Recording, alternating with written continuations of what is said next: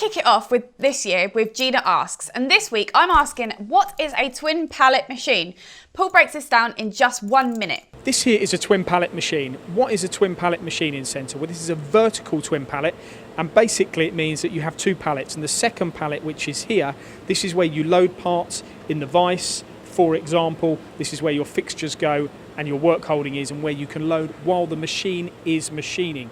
Because twin pallet means the first pallet, which is in here of this vertical machining centre, is where the machining process happens.